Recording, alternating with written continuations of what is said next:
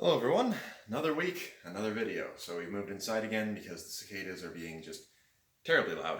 But today we're going to be talking about handwork, specifically in regards to some bad habits that people will get in their handwork, and cultivating some good habits and learning kind of the order of things when it comes to delivering a cut. Both in regards to cutting tatami mat or water bottles or whatever you're cutting, or in regards to fencing as we do now, and how to cut properly without hurting your opponent. So, let's start off with the very bare bone basics, which is going to be gripping the sword. Now, I have a whole video on gripping the sword, and I will use a couple different swords today, but I'm going to repeat some of that information. So the important thing is to make sure that your hand is behind the grip of the sword, not to the side of the grip. As with the side, it's no longer lined up with my arm. If I'm behind it, it is lined up with my arm and it becomes part of my arm. Same thing with this guy. I don't want him all the way down here for this kind of cutting. For different kind of cutting, yes, when I need to lengthen the lever, but usually for that I'm going to be in the thumb grip. I'm going to just have him a little bit down, right? I'm going to once again have him behind. So that way when I cut and extend, both of my arms are extended. One of them is not doing the chicken wing. Because remember, this shape is strong. This shape is only as strong as one arm. Now, if I'm doing certain different things, then yes, that's okay. But that's the exception, not the rule. Okay, so got our grip done. Let's talk about order of cutting.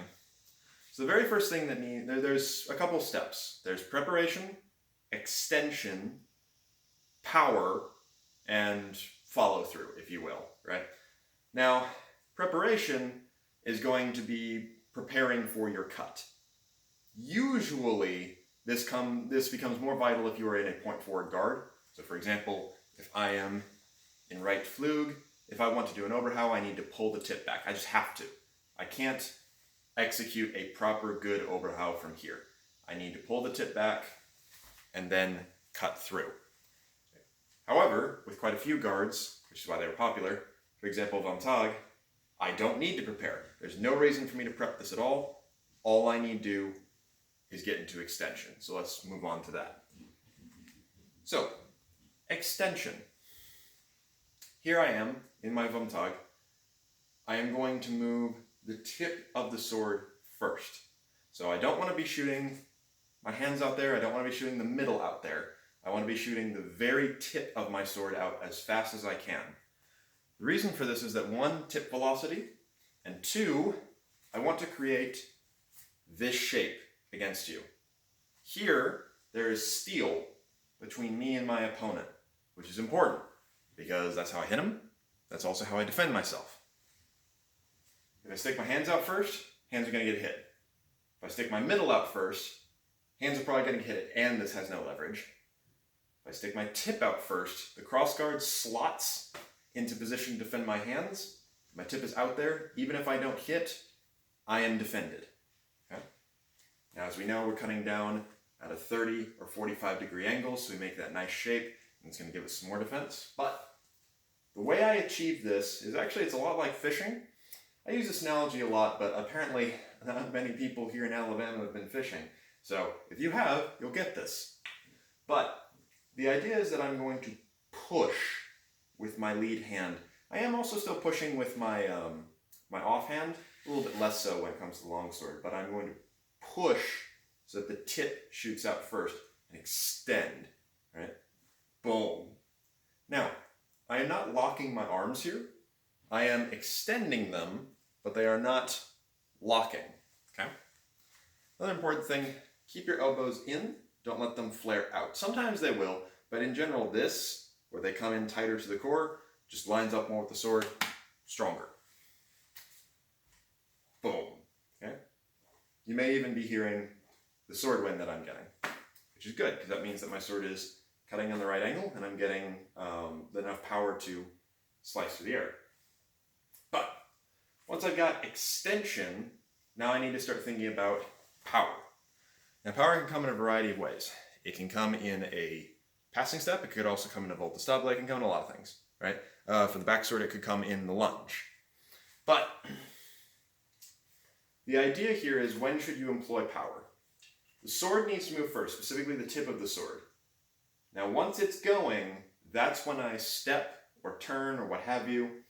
So that way my foot lands just as my sword hits my opponent.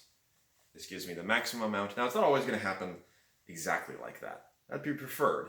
It's not always going to happen exactly. Sometimes you may land first and hit like a millisecond after, or vice versa. Doesn't particularly matter.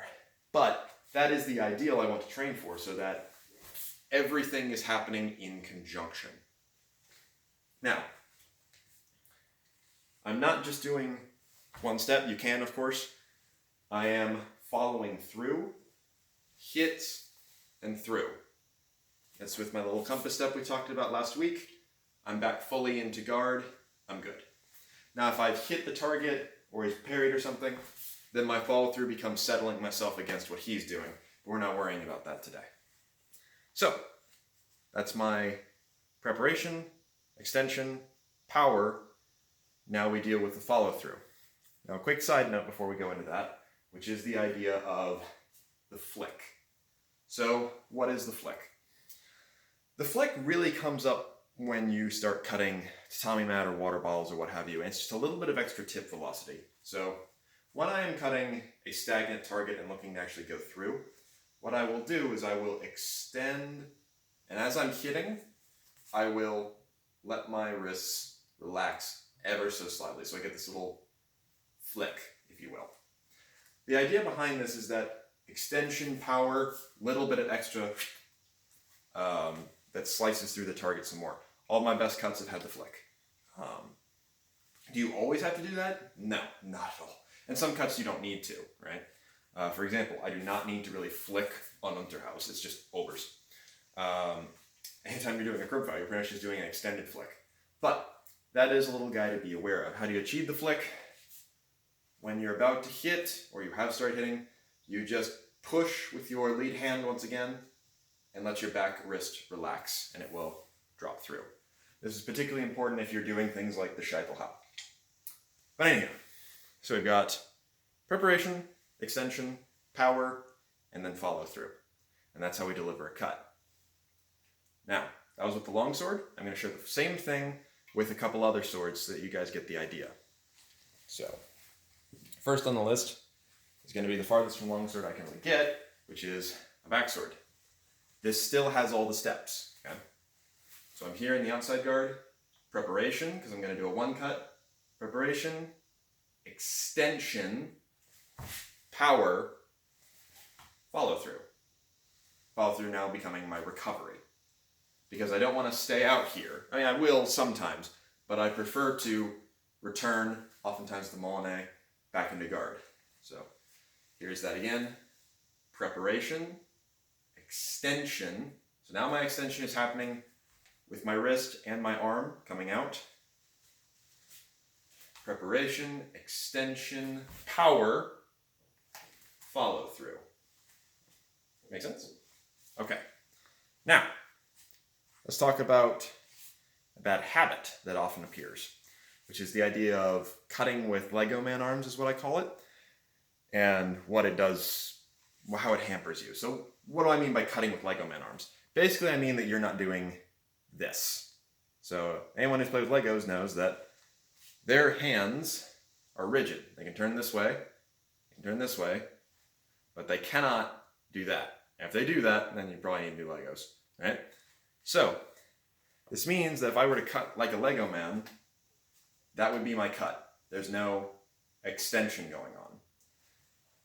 This actually comes up a lot more than you would expect, to varying degrees. So for example, my arm is, my wrist is extended, but it's not extended enough, right? There's a big difference between there and there. What it's doing is it's robbing you of tip velocity. The tip is not reaching out as far as it can, so you're losing some defense, and you're shortening your overall attacks. So, I'm going to switch swords so you can see it a little more clearly with the longsword. This comes up probably the most in the longsword, I would say, but this, okay? Will this cut? Yeah, totally, it will. It's not going to cut through, but it will cut. It can be a powerful cut, and it can even be not necessarily the worst idea. For example, if someone is cutting at me and I'm looking to stifle their cut and suppress it, then yes, I am absolutely cutting like this. But at that point, it's more of a parry, cutting into their cut, than it is an attack. So it does have its place, but not when you are on the offensive. So, if you find yourself, when you finish cutting like this, and you did not intend to, probably cut with Lego Man arms. You should be out here. So my wrists are extending, my arms are about the level of my chest, and I'm reaching significantly farther. Okay?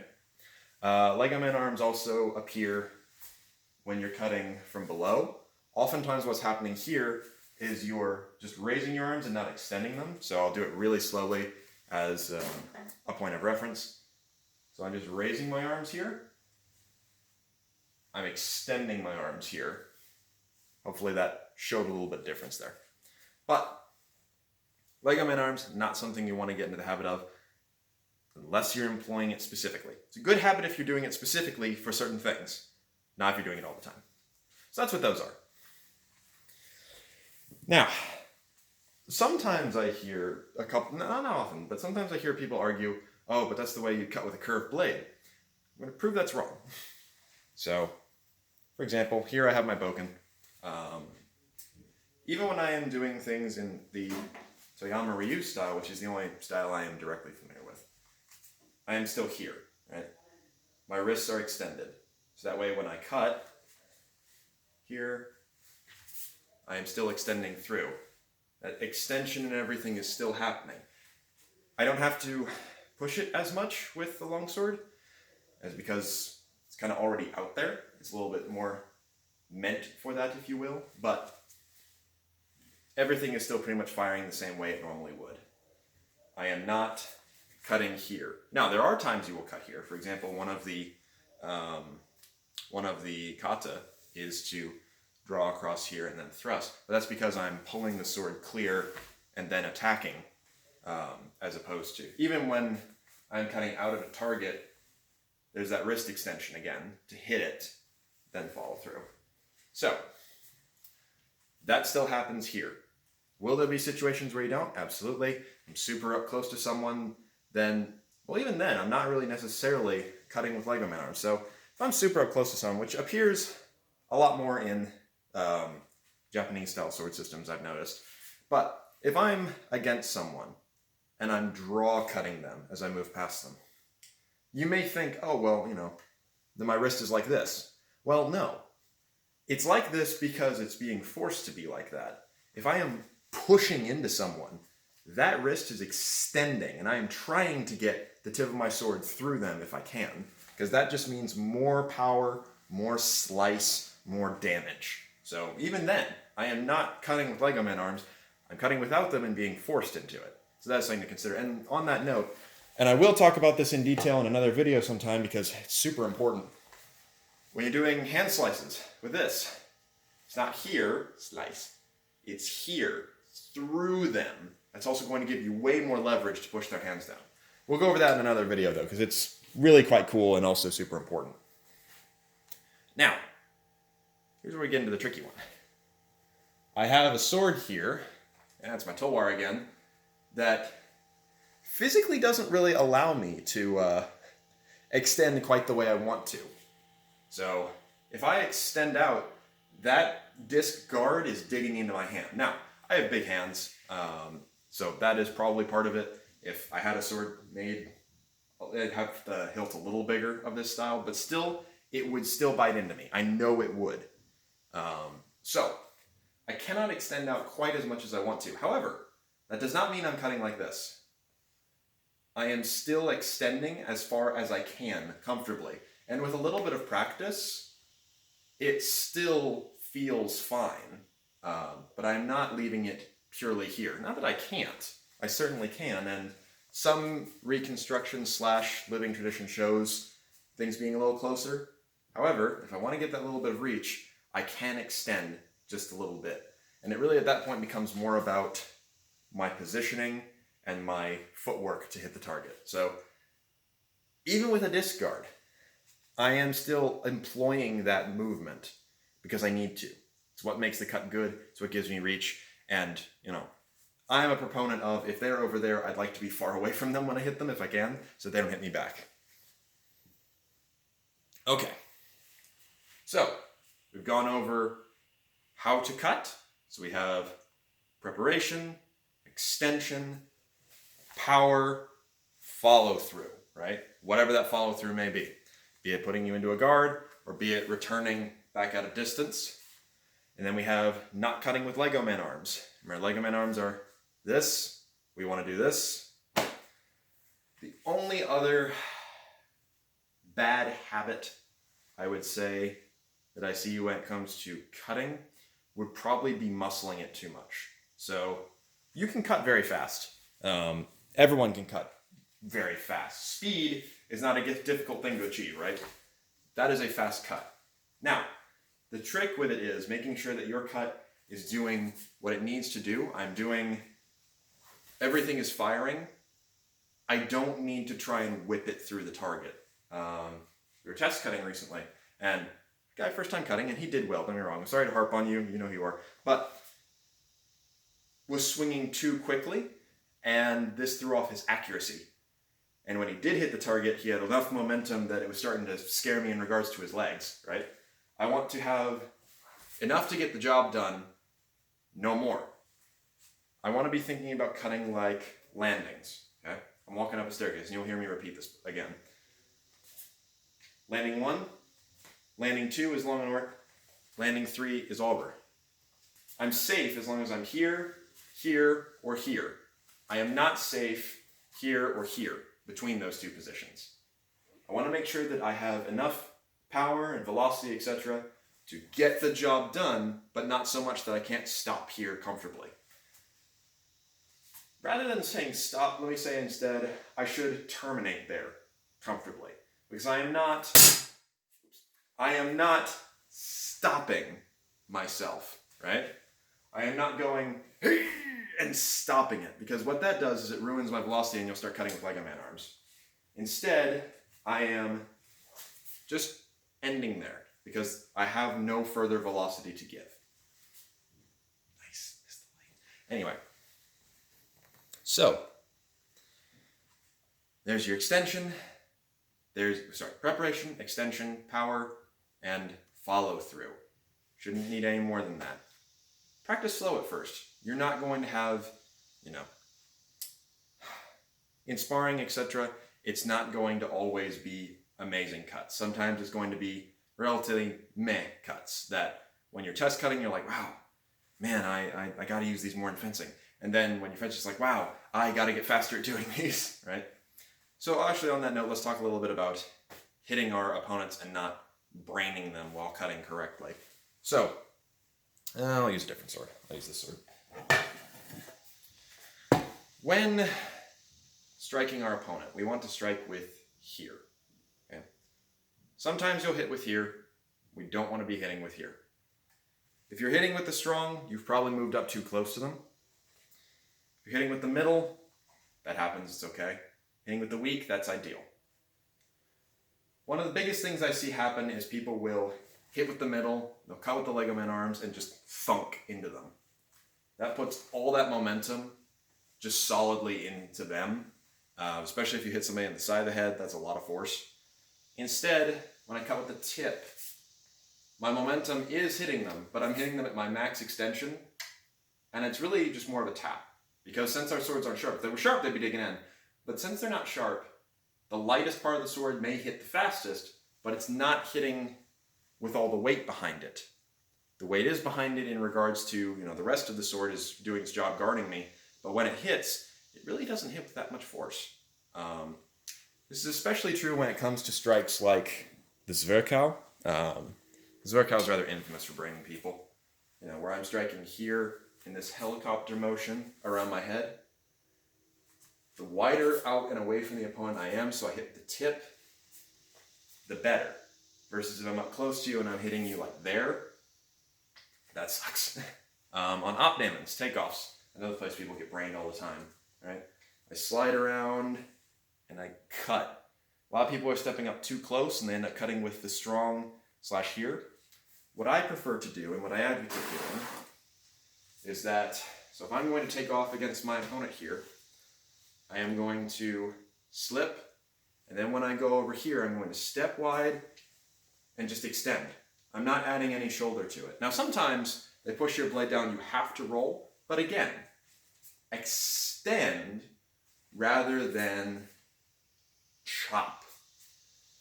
It's a nicer way to hit the opponent. And I'll probably cover that again in another later video when I have someone here to hit and I'm not worried about the ceiling. But basically, the more you think about extension as opposed to cleave, generally the nicer your cuts are going to be hit with. And that is an important thing, you know, drawing the line between martial practicality as per what the books are saying and still having friends to play with at the end of the day, because once this quarantine ends, I tell you, I definitely value people more than I did before. Anyway, though, so that is our topic for the day. Thank you very much for watching, and we will go over some other things another time.